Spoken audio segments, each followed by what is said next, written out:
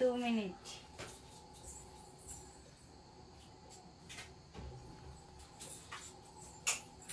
চলে এসছি জল নিয়ে। তো চলো আমি মুখটা দেখা যাচ্ছে না, আমি ব্যাক ক্যামেরা করে দেখাই কি নিয়ে এলাম না নিয়ে এলাম। ঠিক আছে, এখন খাবার জন্য। আর এই যে হাতে ব্যথা, দেখো হাতের কি অবস্থা, হাতে কি র্যাশ বেরিয়েছে কে জানে, কার কাছে গিয়েছিল কি ঠেকি নিয়ে এসছে, ওই দিয়ে বেরিয়ে গেছে। এটা টান দেখি। তো আমি এখন নিয়ে এসছি, দেখো এটা অর্ধেক করে। এই যে ওষুধ দিয়েছে, তার ওষুধগুলো আগে দিই। ওষুধ খাবি, এখনো কমে যাবে। এই দেখ মশা আমার ধূপ নিয়ে আসি, কালকে রাত্রে ঘুমোতে পারিনি। দেখি তোর খেতে দিই, তুই খা, আমি এক্ষুনি আসছি, তুই বস ধূপটা নিয়ে।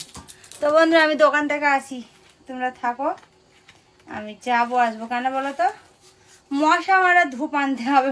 অল আউটের মেশিনটা না আমার ভেঙে গেছে, তো আর এখানে তো পাবো না।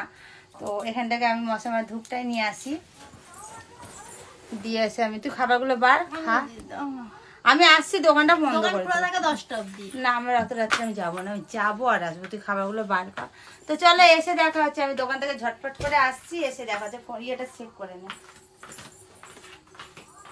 তো বন্ধু দেখো দোকান থেকে চলে এসেছি। তো আমি বাজার থেকে নিয়ে এসে দেখো ফ্রাইড রাইস নিয়ে এসেছি, আর এ দেখো চিলি চিকেন নিয়ে এসেছি। তো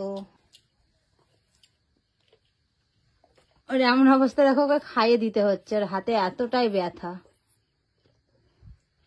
তো চলো ও খেয়ে নেক, আমি আসছি আবার একটু পরে, দাঁড়াও ওকে ঠিক করে খাইয়ে টাইয়ে দিই আমি।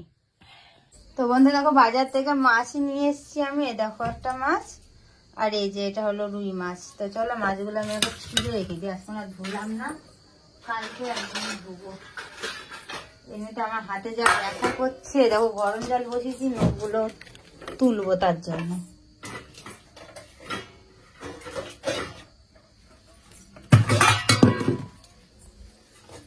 এই মাছটার নামটা কি ভুলে গেলাম।